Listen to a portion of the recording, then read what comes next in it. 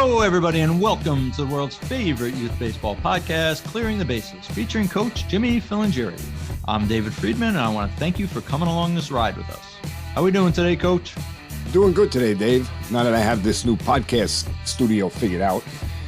You know, we talk about adversity and we talk about learning and failing and, you know, all of these things to try and make our baseball players better at what they do. Well, I was faced with that challenge with this new studio. So as we were recording this episode, as you know, my audio was terrible, and I apologize to everyone listening in advance because my audio is not clear. It's not consistent. It was just bad because I was struggling with the new studio to try and get things right. But you know what? If we stay the course, we work hard, we don't give up, and we work through it, well, good things will happen. So, you know, here we are now doing this intro, and I believe I've got it figured out, and my audio is back where it should be. But other than that, I'm still enjoying my time away from baseball. And to tell you the truth, it's a good thing that the podcast studio came when it did, because I have so much time. I was able to devote that time to, you know, working the bugs out and getting back to where we are here. So, yeah, it's a good thing. Oh, geez, and don't let me forget to thank Jonathan Reinbold. Jonathan spent countless hours on the phone, Zoom calls, text messages with me to try and help me get this thing set up. He was extremely valuable in getting me to where I am with it. So, again, big shout out to Jonathan. Thank you so much. So let's get into talking a little bit about our guest this week. So our guest this week is a gentleman named Bill Eckstrom. Bill is an international keynote speaker and a best-selling author of a book called The Coaching Effect. He is also a renowned TEDx Talk presenter. So there are many topics that we're going to cover with Bill, but rather than talk about it now, I think we'll jump right into this show, and you can hear it straight from Bill. So we're on the line with Bill Eckstrom. He is the founder and CEO of the Ecsell Institute. Welcome to the show, Bill. Well, thank you, David. Jimmy, it's fun to be with you both. Thanks for coming, Bill. We really appreciate it. So we've been going back and forth trying to set this up for a little while. We appreciate you coming on, taking the time to see us. Why don't you go ahead and give us a quick snapshot of your background and what you're doing these days? Oh, wow. Okay. Please stop me if I go too long on this. I think what's pertinent to this conversation is some years ago, we started a company on the business side. Ecsell Institute was just business only, where we really focused on helping leaders become better coaches at work.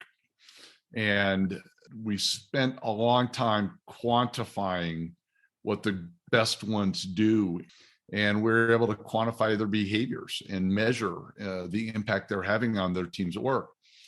And then that led to, shortly after my first TED Talk, I got reached out to by a college in Toronto, Canada, who said, hey, you know, we believe your work applies to the world of sports, and would you come work with us? And my response was, well, thank you, it's flattering, but we've never worked in sports.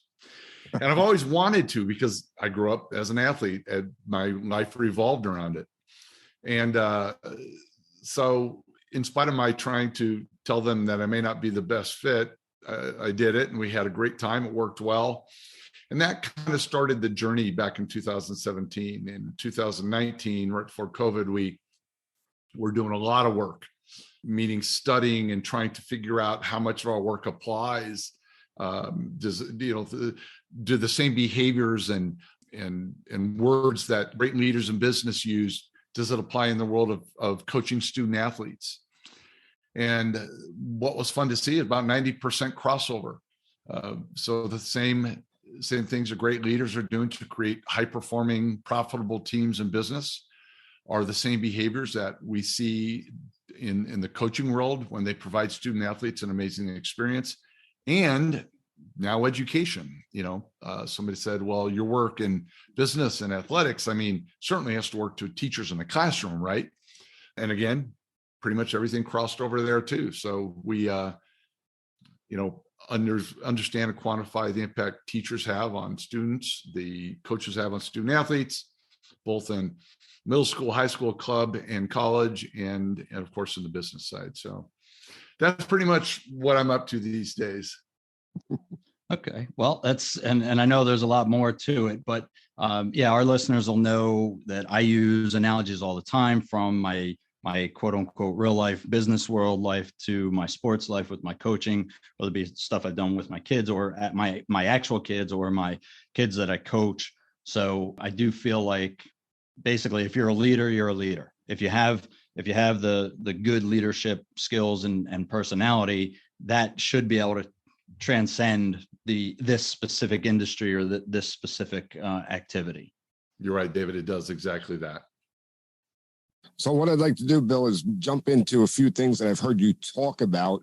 And the first thing that I was really curious about, transformational versus transactional coaches or coaching, and what's the difference and why does it matter? Well, first of all, let's take a step back. The stigma, and certainly we hope we're not contributing to this, the stigma between transactional and transformational, I think, is inaccurate.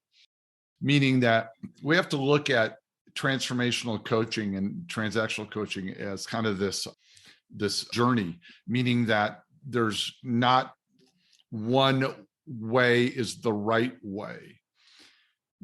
To become a transformational coach, you have to be good transactionally as well. So we have to work through basically a transactional set of behaviors in order to become transformational. And simplistically put, if, for example, I was helping out a volleyball team and I don't know much about volleyball. Now, I have a lot of transformational behaviors, but I could not have been a transformational coach to the young women because I did not know technically basically how to run a 5-1 offense from a 6-2 offense, right? So one has to be effective transactionally before they can become effective transformationally. And then there are times and places for each. If I lose my top 2 pitchers and 6 of my other 8 starters on the field, right? Then that next year, I probably am going to be start with a lot of transactional coaching. They don't understand our routines. They don't understand our drills. So we're going to have to be doing a lot of, put your feet here. Here's how the drill is run. A lot of transactional work to get people to a certain point. Now, the opposite of that is, right, I return both my starting pitchers. I've got 6 of my other people on the field back in my starting lineup. Now I can begin to do a lot more transformational work. Instead of focusing on drills and doing them the correct way, I might turn to my seniors or my leaders on the team and have them doing that. Instead of dictating strategy, now we talk about strategy as a group.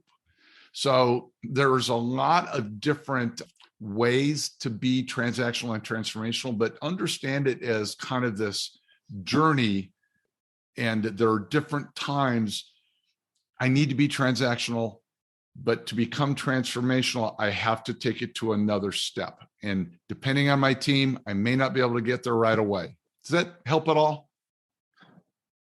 Yeah, to a degree, I would say. So I think the transactional is more of the X's and O's to break it down in terms of what you're saying, the actual developing the physical skills and the repetition, all that. So, and the transformational, I guess, a little harder to define than that.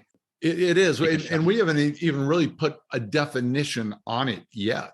But transformational becomes when I can dig into your soul, when I can get into your, when I ask you to do things beyond just a skill set to make yourself and the team better. So transformational coaches know how important it is to get to know people beyond the baseball diamond.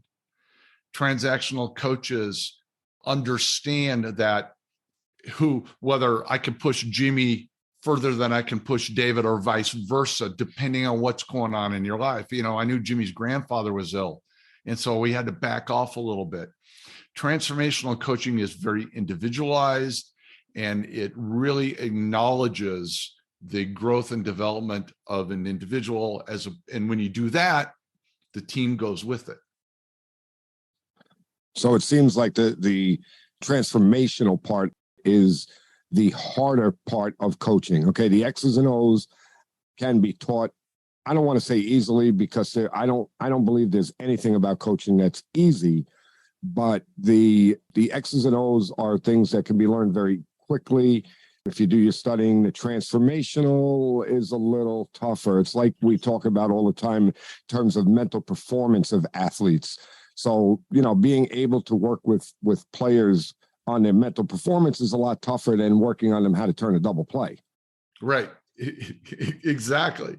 It's, you don't see many coaches at the levels we work with and you work with, because of their lack of knowledge of the game. They're typically not losing their jobs, right? Because they don't understand the game of baseball. They're typically losing their jobs because they don't understand their players. They do not get what we describe in our book as discretionary effort from their athletes. And if I don't get discretionary effort, because nothing stays static, I'm either giving you more or I'm giving you less because of the relationship we have. Right. That makes sense. So you talk about getting to know your players a little bit better. It's essentially the interpersonal relationship between the coach and the players. And again, this is where I think this can come into play, whether we're talking about sports, we're talking about business or whatever.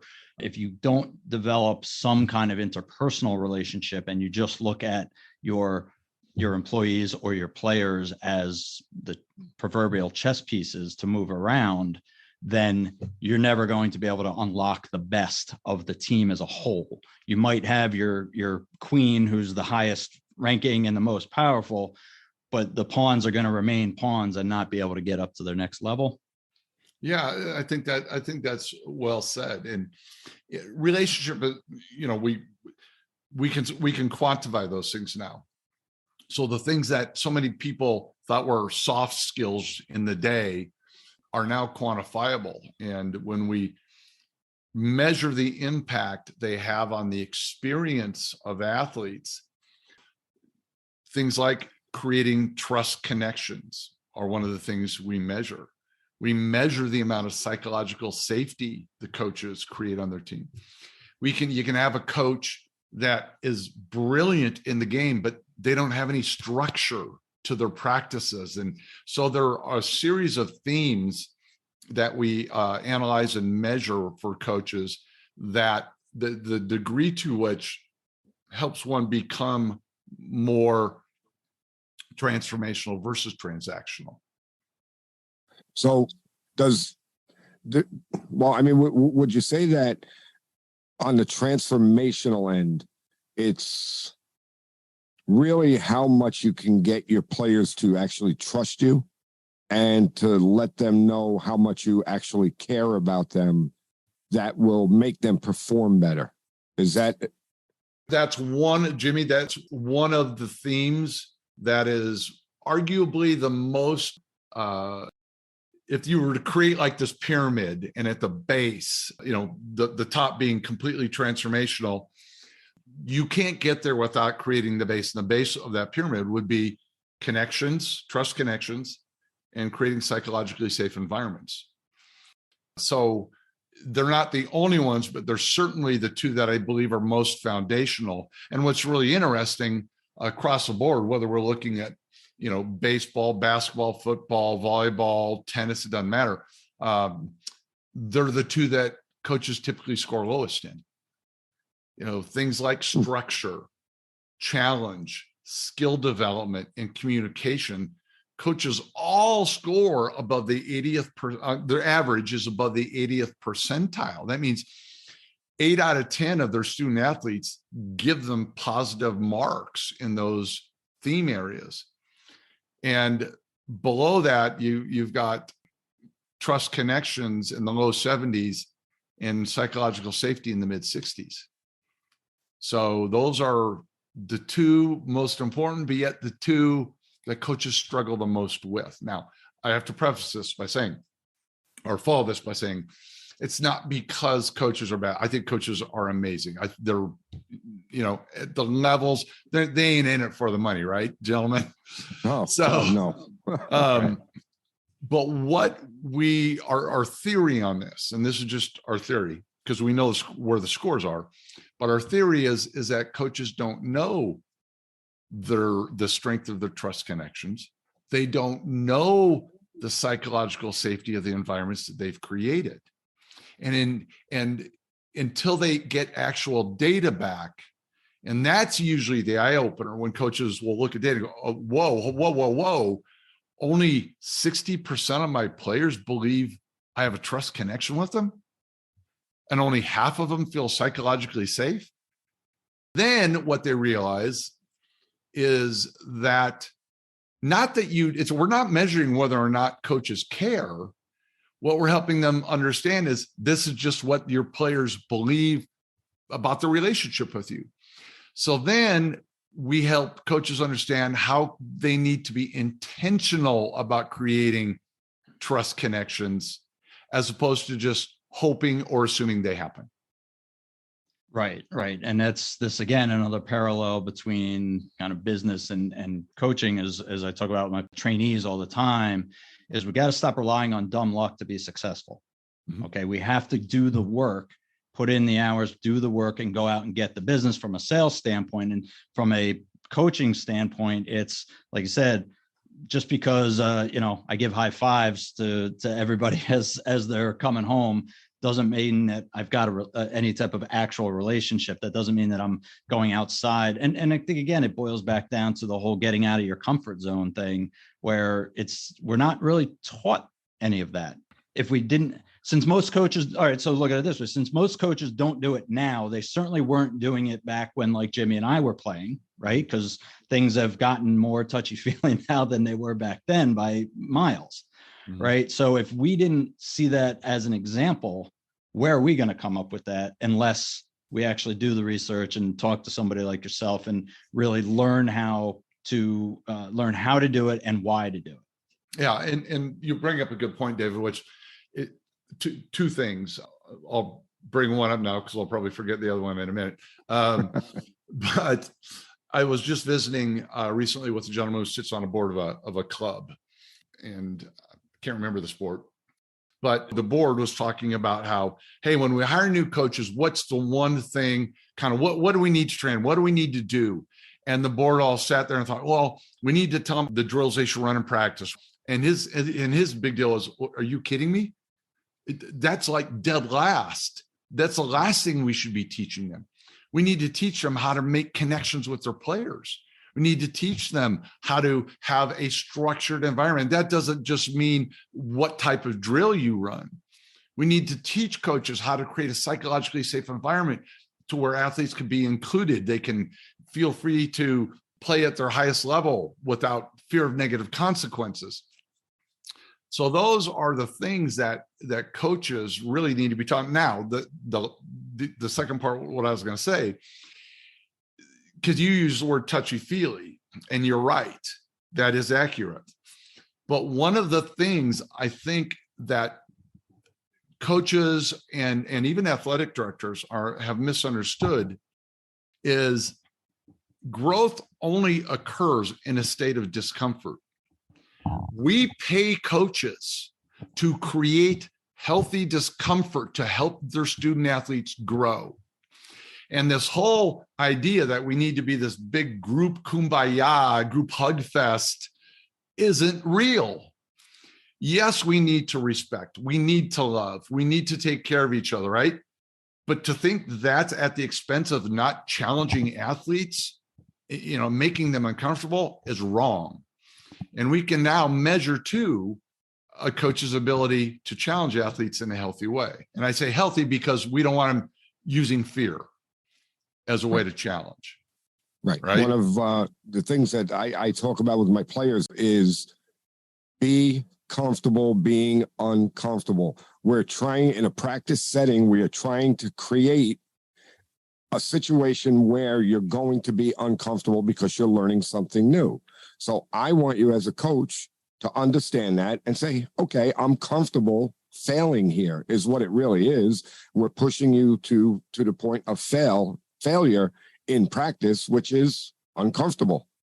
Yeah. And Jimmy, that's a really good point, because what's unique about athletics versus business is athletics not only has the physical or the mental discomfort of change, just like they do in business, but in the world of sport, there's also physical discomfort. I mean, to grow aerobically, we have to push the limits. We have to stretch ourselves, right? To gain muscle mass, you have to lift weights, you have to tear muscle fiber, and it regrows stronger. So yes, that's why sports is so unique, because we have that physical discomfort and the mental discomfort that coaches really need to handle well. So actually, when it comes down to pushing the kids to fail, and again, it all kind of gets wrapped up in the mental performance of athletes and all of this, where a lot of players are really not used to failing. They really have never failed. And even if they did, it was always, my experience has been is there's always like a reason for it. I don't want to say excuse, and sometimes it can be an excuse, but there's always something why I failed. And it's something that we need to work with our players to make them understand that, number one, it's okay to fail. It's okay. It happens to everybody. And number two, how do we get through that failure and move on? Because by having that failure, it's going to make us grow. Right. There's discomfort and failure. Absolutely. Yeah. And that is, when you go to elite levels, and I've had the wonderful fortune of working with like Olympic sports psychologists and sports psychiatrists and Navy SEALs, and they deliberately create environments of failure. Simply, number one, to see how you respond, and number two, that's where the greatest growth occurs. Yes. And coaches and parents need to allow the failures to occur. And I remember I shared this story in my first TED Talk when my daughter had in high school moved to Florida to play in one of these elite tennis academy things. And I called her coach up one day and I said, "Hey, how long has it been since Maddie's been pushed into what we refer to as chaos?" And I'll never forget his response. His response is, "Funny you'd ask, Bill, because we got there yesterday. She broke down into tears on the tennis court." And I remember this so vividly because she was one of my kids that never cried. But the biggest lesson in there was not so much for her, but for me as a dad and as a coach in athletics and as a leader in business. Because my old self, before I understood, and we even developed in my first TED Talk, I don't know, Jimmy, it's called Why Comfort Will Ruin Your Life. Yeah. And we created this model of understanding how these environments impact it. But anyway, my old self, when I heard those words, "Hey, funny you'd ask," she broke down in tears on the court. I was, the old Bill wanted to get on a plane and fly down there. Because, well, something must be wrong. And besides, I'm a fix-it guy, right? I help things get better. You got a problem, I'll remove the obstacle, I'll let you perform, let you do your work. And what I realized was all I was doing was helping people stay comfortable. And the new Bill that understands this whole growth concept, and growth occurs in discomfort and why, the science behind it, I just gave a little fist pump and said, "Yeah, keep going," and then right. His next words, of course, were the most poignant ones I had ever heard. He goes, "Yeah, but," he goes, "Bill, she broke down in tears on the tennis court yesterday, but I got to tell you," he goes, "it took a hell of a lot longer to get her to that place this month than it did last month." So yeah, I learned that let him be in pain, let him fail in a healthy environment. That's okay. Do anything except bail them out. And I agree with that 100%.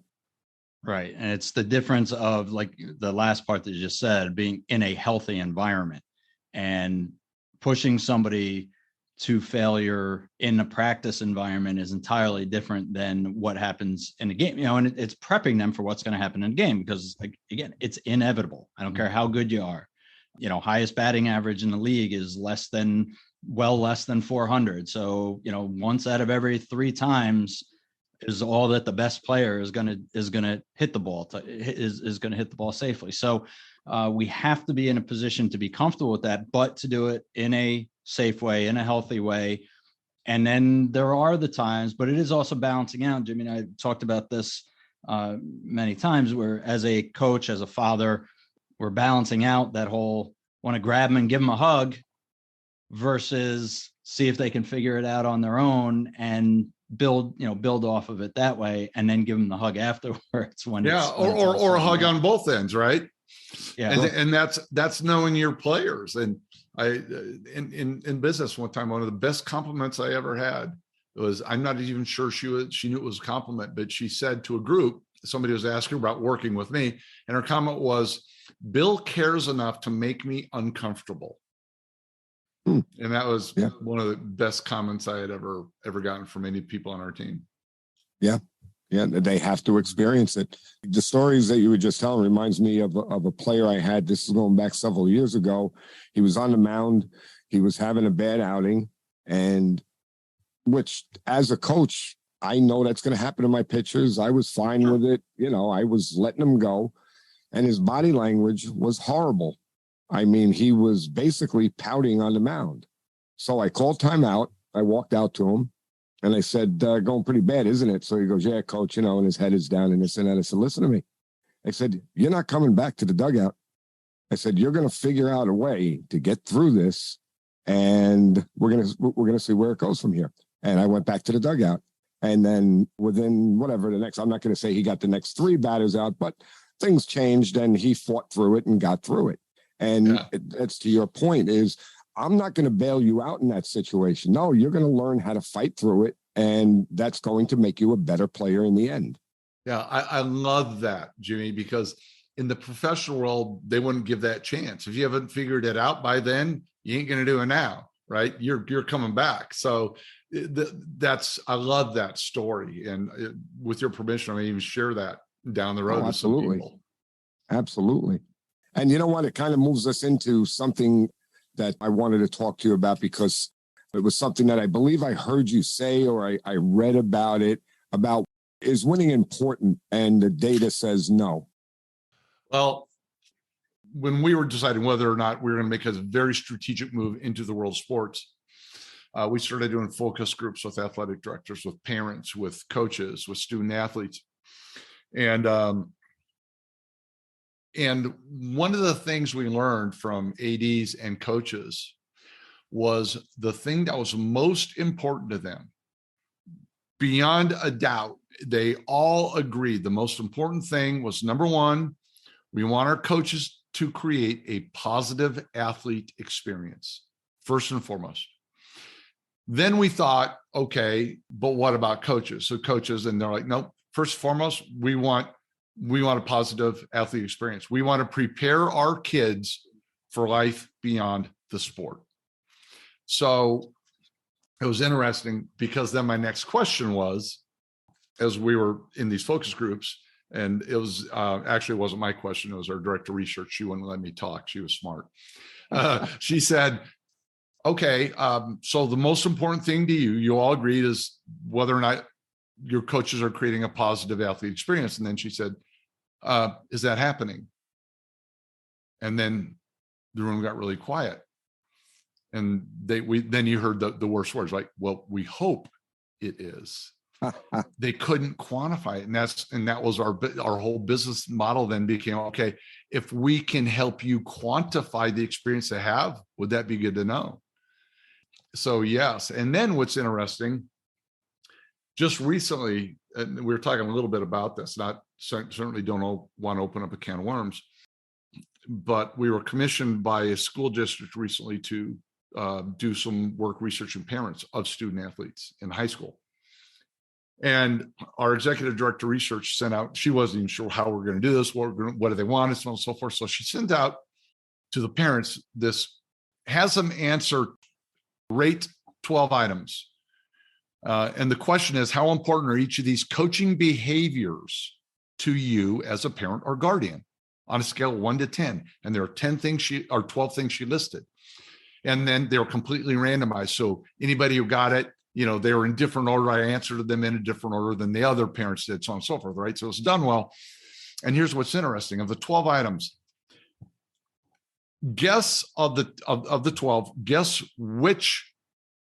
what thing parents said was the least important in regards to their coaches and their student athletes. What was the least important thing? You guys have any idea?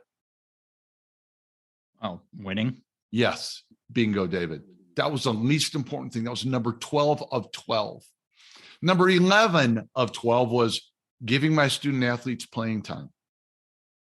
But guess what number 1 was? Being a good role model for my student athlete. That was the most important thing, ironically tied with this one. Caring about my student athlete as a person. Those were average scores of 9.7 on a 10-point scale. Winning was 4.2. And here's what's also interesting, 2 more. So those 2 were tied for number 1. And then the next 2 at 9.3, these were also tied. Building my student athlete's confidence was number 3.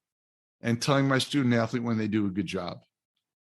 The top 4 had nothing to do with technical acumen, baseball acumen, had nothing to do with that. Winning was last. Playing time was second to last. Those were the top 4. That's amazing. And it's curious. I'm not surprised that winning was, I won't say it was last. I'll say I'm not surprised that winning was near the bottom, at least. The playing time thing shocks me based off of some of the interactions that I've had with parents over the last 2 years. I've been coaching at JV level for the last 2 years. All right, well, I guess, it's time to do some hard self-reflecting and get uncomfortable with it. Maybe I'm not setting as much of a role model, not setting myself up as much of a role model as I think I am, but playing time definitely has been more of the conversations that I've had with, or me and my coach have had with parents than anything in regards to, the stability or the mental health or the confidence. Yeah. And David, I think most coaches would agree with you in terms of what those conversations with parents are around. What I hear is that. So I have a couple different theories on it's kind of like the media.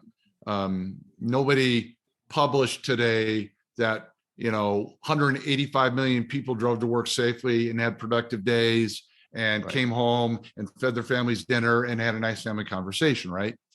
Right. But the guy who got in a wreck, came home, beat his wife, and kicked the kids out of the house, right? That makes the news. So number 1, is it just those we hear? But number 2, now this isn't so much theory, I think this is a fact. I can intellectually understand what's important and what I want. Now, how I behave sometimes can be different. Okay, now that sounds better. So, yeah. Right. So I know it's not as important as those other items. It's number 11 of 12. It's, there's 10 other items that are more important to me, but now what drives my behavior could be a different story.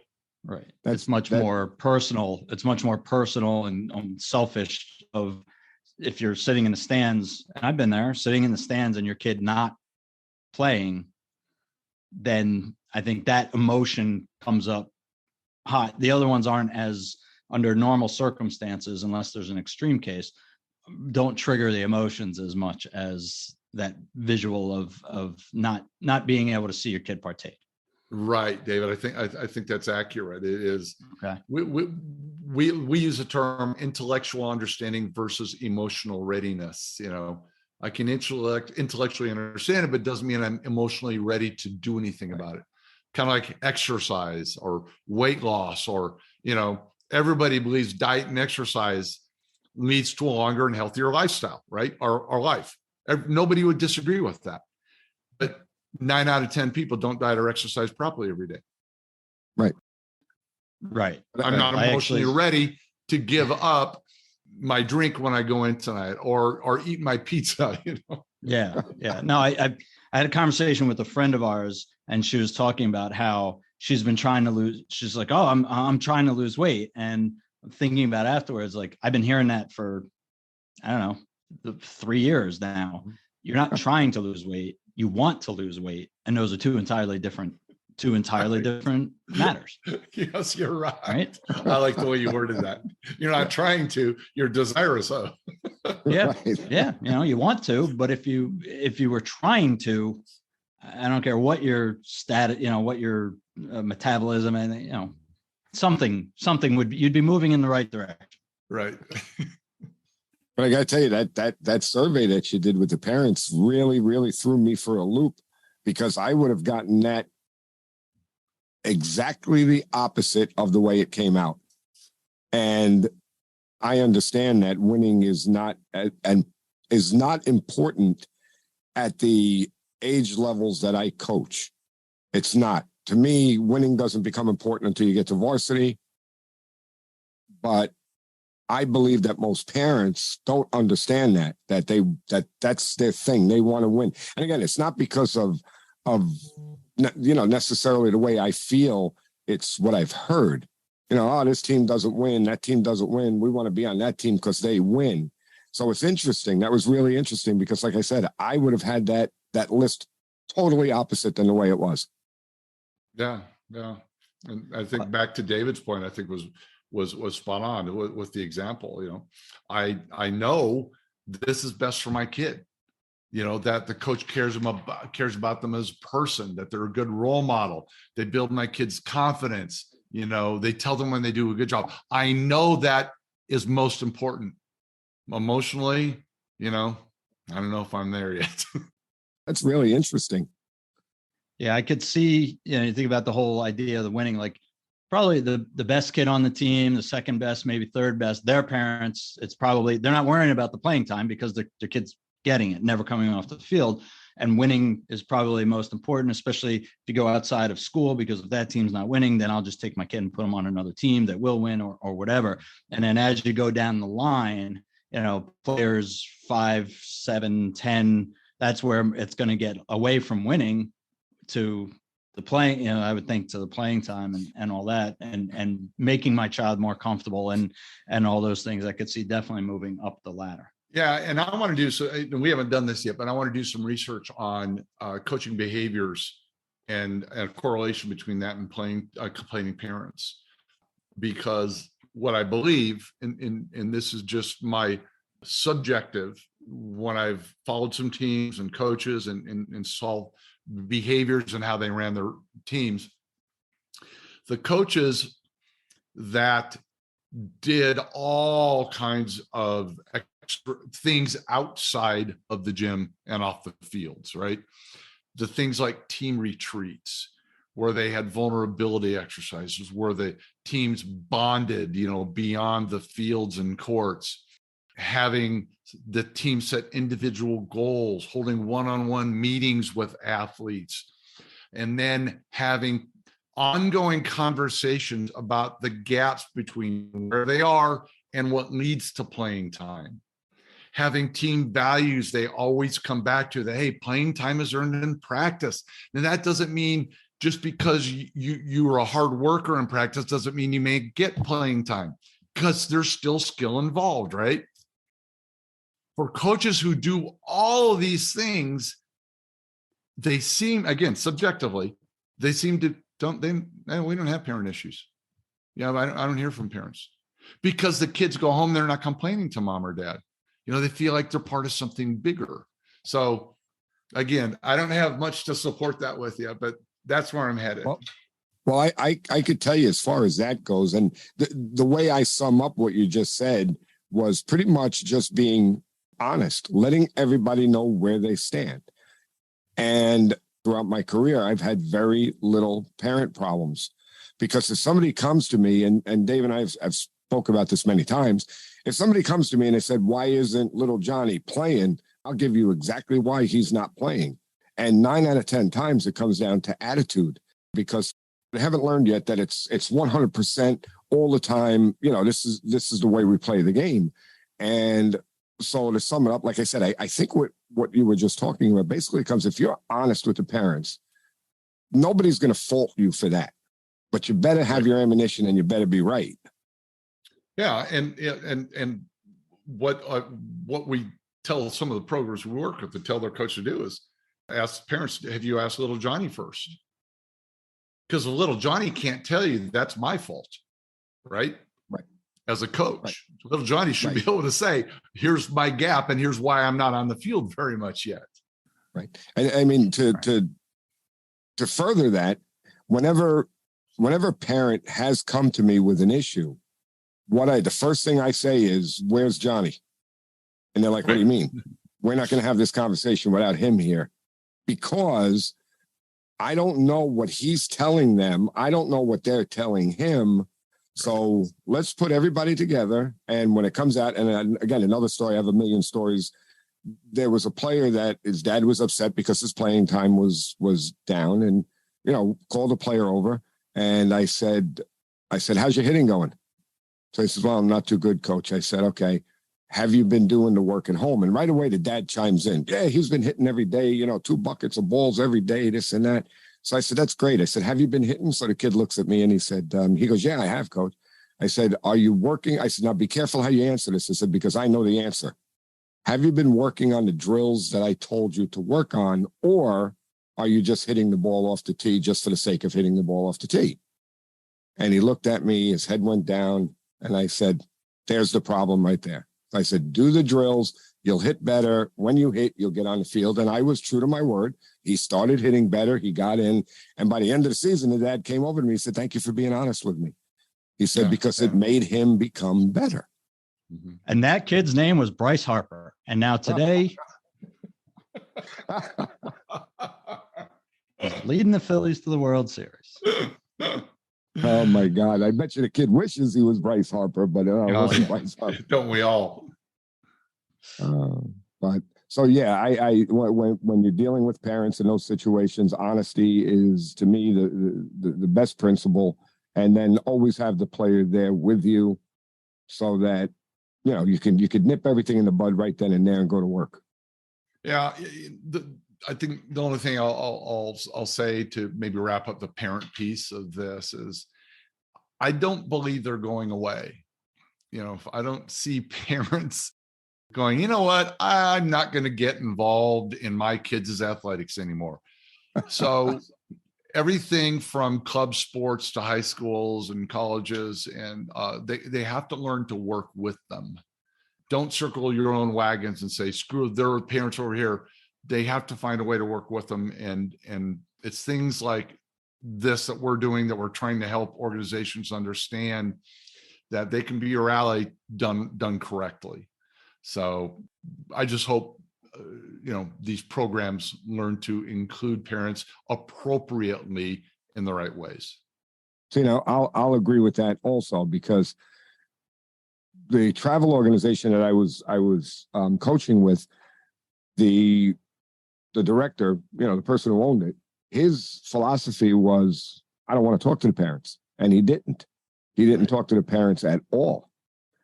I have a different philosophy. I want to talk to the parents. I want to know what's going on. This is their kid whose quote unquote baseball career is in my hands. I want to work with them to help that kid. I think you need that conversation. I want to know. And if I do something wrong, I also want to hear that they think I did something wrong, because maybe I did. Maybe I can correct it. It's going to make me better as a coach. Mm-hmm. Mm-hmm. So I agree with you 100%. I think that the parents should be involved to some degree. Again, like you said, appropriately. Yeah, I can tell you from my experience, because at one point I was involved in that organization just as a dad. And there was, it's one of the reasons why I wasn't, we didn't stay with that organization, is because the communication from the top just wasn't there. I myself had tried to engage the owner. I tried to engage the coach of my son's team. It wasn't Jimmy. And it was very, very short answers. And it wasn't my kid's not playing. Trust me. I've coached long enough and done enough where that by itself is never the question. And these are younger kids, 10, 11 years old, kids that you don't expect to be able to have that conversation with an adult themselves. But it was more of, tell me why. Just the same things I would want somebody to ask me as a coach. I wish they would ask me, tell me why, as opposed to just complaining that it's happening. Tell me, come and ask me why that's happening. And I'm happy, just like Jimmy said, I'm happy to have that conversation. I'll have my ammo there. Not getting any answer when it comes to that, or, bringing kids in as guest players. That was a big thing that I was promised was not going to happen at that organization. And when I tried to broach it with the owner, I was completely brushed off. And then he was shocked at the end of the year. At the end of the year, he decided to have a parent meeting. But at that point, it was more of a business decision, trying to hope that these kids were going to come back the next year and play. And only 3 of us showed up to the meeting out of, I'm going to say there was 13 kids on the team, something like that. 3 of us showed up to the meeting, and he was shocked, that's all it showed up.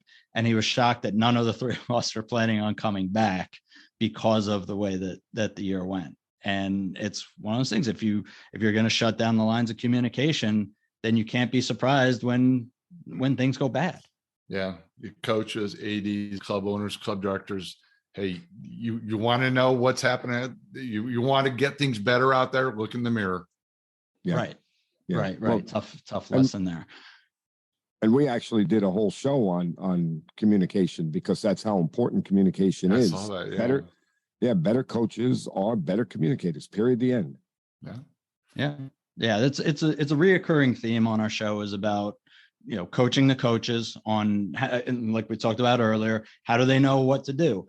Anybody can go onto YouTube and watch dozens and hundreds of videos on how to turn a double play, or how to put the bunt down in the right place. But getting the most out of your players, we have to go to the mental aspect of the game, and a lot of that has to do with communication. Mm-hmm. So taking a wild left turn with you, in addition to your other accolades and things that you've done, I know that you're involved with training therapy dogs as well. And this is something that's a little near and dear to my heart. My family fostered a training dog, a therapy dog for kids with autism last year. We had him for about a year and a half, and it was just a wonderful, wonderful experience. I don't know if you want to just try to talk briefly about how you got involved in that, and what the purpose, what the goals are of your program. Well, I don't have a program on it. I've always enjoyed training dogs as a kid. We had Labradors, and so I got involved in that. And I've had, and a lot of people think that, hey, you must be a great trainer, you've got amazing dog. And I'll say singular, not plural on that right now, And what they have to know is that, probably only, my goodness, there was a documentary out called Pick of the Litter, and they're talking, and the focus is on service animals, not therapy dogs, but service animals. But still, only 2 out of 5. This is male, female breeding, male service dog, female service dog breeding to put out service puppies, right? Still only 2 out of 5 make it. Wow. So I get a lot of credit, and which is really kind of funny, but I will tell you, it's more the dog. She's smarter than I am. But I realized through my dog training work that I love to do, and she's right now outside my office window looking at me like, why am I hearing you? And I don't get that. That she was very unique. She just was emotionally intelligent at a different kind of level. And so she and I started to do a lot of training work and doing a lot of things. And then one thing led to the other. And my philanthropic approach, I'm not a big board guy, go, sit on board, donate money or whatever it is. I like to be hands-on in what I do, whether it's helping out an athletic team or, therapy dog work. And it allows Aspen and me to work in hospitals. What's funny is we've probably done as much therapy dog work with athletic teams as we have anywhere. Wow. the request to have her with athletic teams is shocking to me, but cool. How does that work?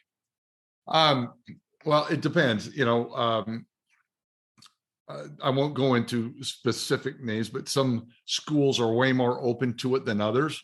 Mm-hmm. But she would sit at volleyball practices and watch volleyballs come whipping by her head and things would slow down. And she'd just walk out onto the court and girls would be huddling and she'd go in the huddle and they'd pet her and then they'd come off. And there was just, in gymnastics, she would, while they're doing stretch, she'd go out on the mats with the girls and be running between their legs. And while they're stretching backwards, and they just all giggled and it just brings, as you know, a different atmosphere or different relaxation. It softens, it does amazing things to people.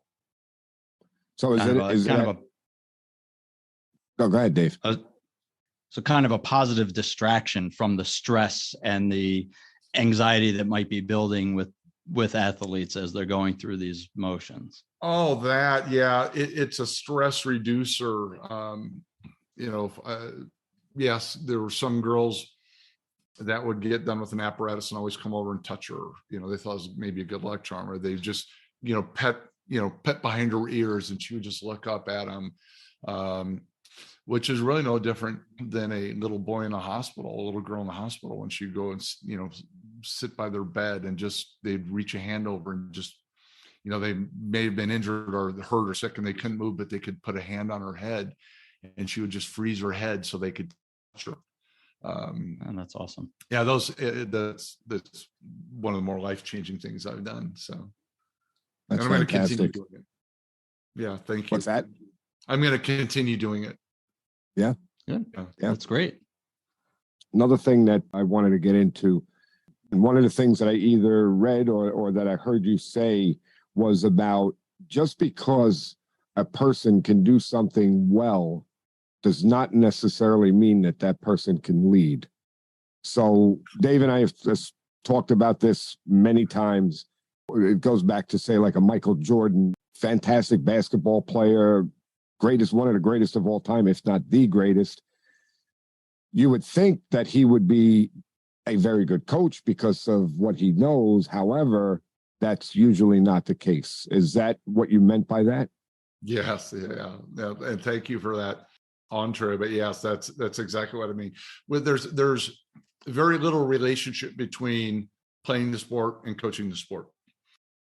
When we did another bit of research on top 10 items, and you ask in business, we did this in business, where in a sales department, what is your sales leader? What are they best at? And number one is product knowledge. Number two is market and industry knowledge, right?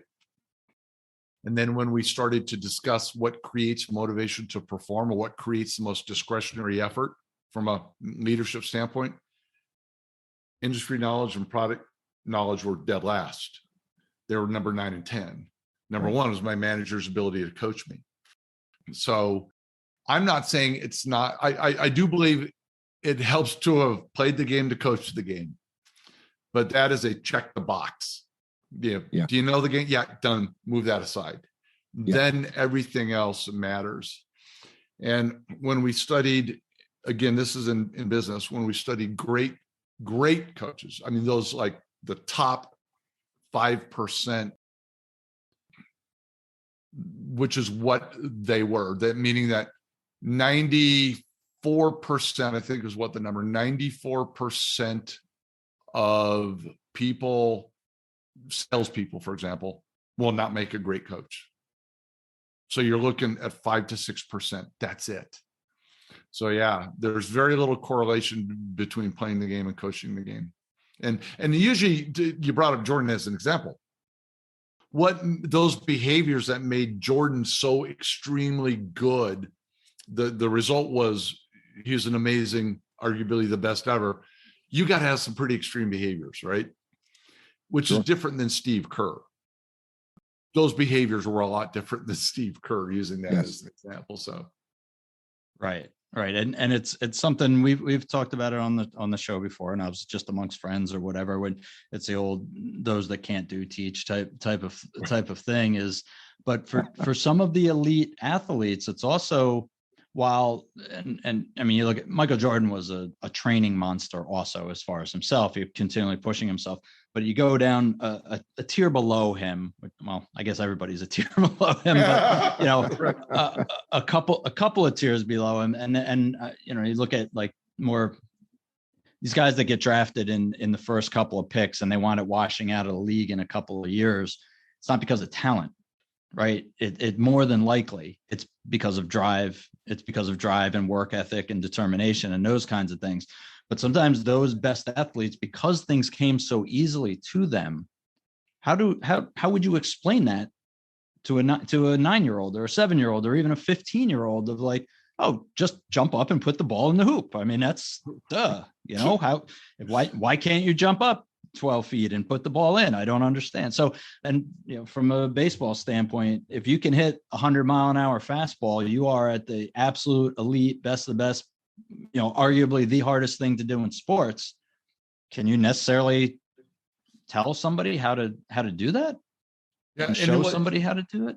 And what's funny, David, is it wasn't our research, but I remember visiting with somebody about it that studies talent, these things. And her comment was, they found a direct correlation between people who do it extremely well that can hit the 100-mile-an-hour fastball.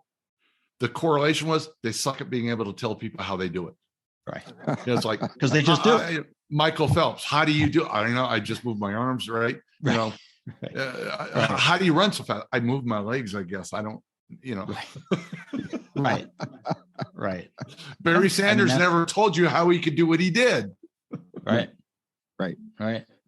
It's most, and you look at like in the NFL, most of the successful coaches might have played, but they weren't, like I said, they weren't Barry Sanders running all over. I don't think Bill Belichick ever had that designation, did he? Yeah, no. Look at the physique. Most of them are 5 foot nothing, 100 and whatever pounds. As far as the better coaches, obviously they weren't the best of the best, because they had to learn the right way to do things in order to even get to that level, because they weren't that physical specimen. Yeah, and they all know people better than they know the sport. Yeah, and Phil Jackson is a genius with people. Right. Well, that's where the difference is. I mean, those guys are high level athletes, but there's a difference between a high level athlete and a leader. You don't necessarily have to be a high level athlete to lead athletes. Yeah, different talents. That's for sure. Yeah. So one of the things I forgot, and I usually mention this, is we have on our website, and it's free. There's no gimmicks or hooks attached, but we have a transactional versus transformational self-assessment that coaches can go in and take. It gives them an automatic report right when they're done, and they can look. Now, granted, it's a self-assessment, right? So, right, but it is still helps people understand that it's more of a seamless journey as it is than just I'm here or I'm here. I can't be, as opposed to I start here and move to here. And that's at your main website, the BillEckstrom.com? No, actually that's at EccellSports.com. And Ecsell is ECSELL. So Ecsell, not with an X, with a C, ECSELL sports.com. There's the self-assessment out there. Again, get comfortable getting uncomfortable. No BS. If you're going to take this, make it worth your while. And we suggest everybody get out there. Anybody that, even parents or coaches, regardless, get out there and take it, and be honest with yourself when you're doing it. Don't try to figure out what answer they're looking for. Because that's the natural, that's the natural tendency when we do these things. You got to take a hard look in the mirror and do some self-reflection when it comes to this stuff. You might not like the answer, but how are you going to get better if you're not faced with that? Well said, David. Well said. I can tell you that I'm going to visit that site and take that myself as soon as we're done here. You'll enjoy it. It is fun. And there's a lot of those things will make you pause. So. Oh, I'm sure. Matter of fact, it wasn't that long ago. It was probably maybe the beginning of this year where I took a And I'm not sure exactly what it was called, but basically what it does is you go through this question and answer, and it kind of spits out how you are as a coach. And I got to tell you something, it was spot on. And, like David said, be honest with your answers. They were questions that were totally unrelated to what I don't want to say unrelated to, but they weren't what you think that they would be. And they were questions that you had to answer honestly, pretty much. And let me tell you something, when it spit that thing out, it was dead accurate of how I am as a coach. Good. Well, yeah. So yes, and that's hopefully ours is the same if you answer truthfully. Yeah, that's why I'm curious. I want to get on. I want to do it. Yeah. Good. Yeah, that's awesome. So we'll both take it, and then we'll put out our results afterwards. And so I'm assuming there's tools out there to help you to grow and to get you towards where you want to be, and on more of the transformative side. Sure, of course. Yeah, we've got stuff on our website, and people can engage with me. I'm all over social. I'm on Twitter, LinkedIn. I don't really do Facebook, but I'm Twitter and LinkedIn, and then Instagram as well. I do have a personal website, BillEckstrom.com, and EccellSports.com is the sports division. And come visit us. Come, reach out to me if you have any questions or concerns, or want to banter about any of the things we've discussed.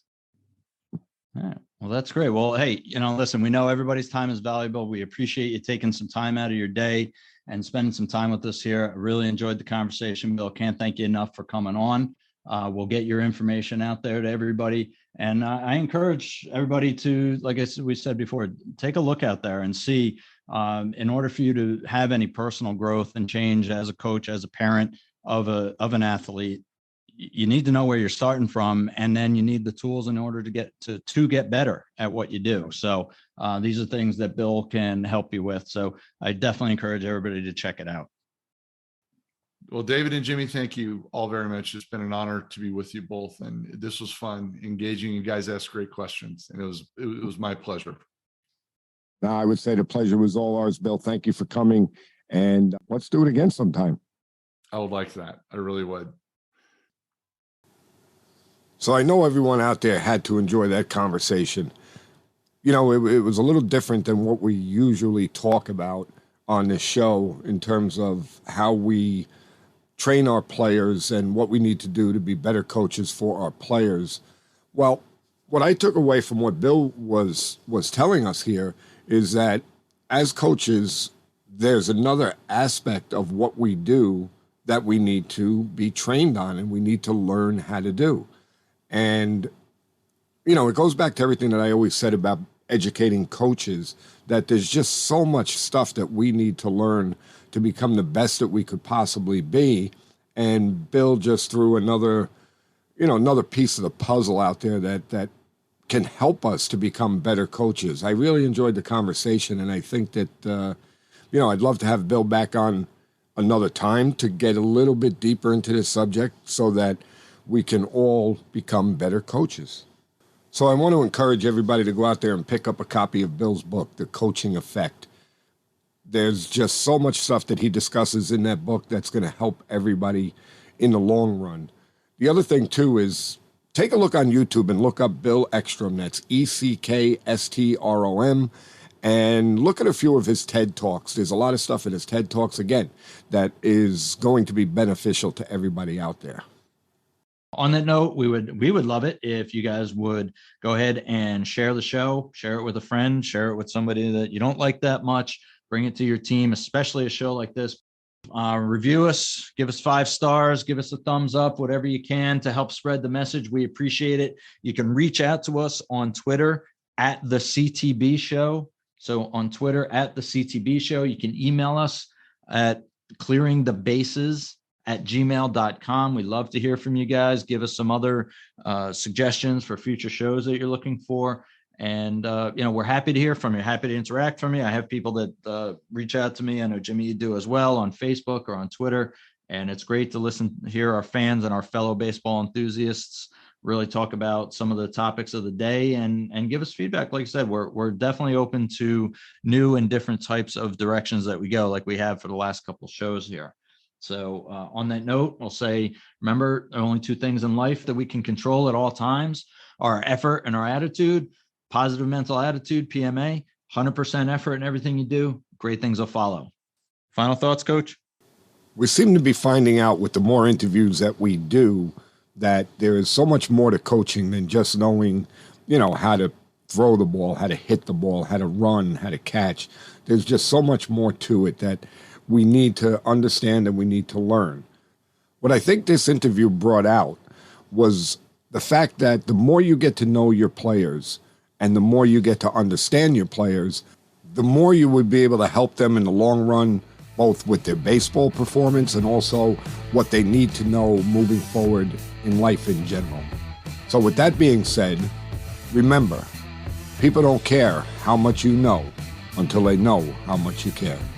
Thanks, everyone, and we'll see you on the next one.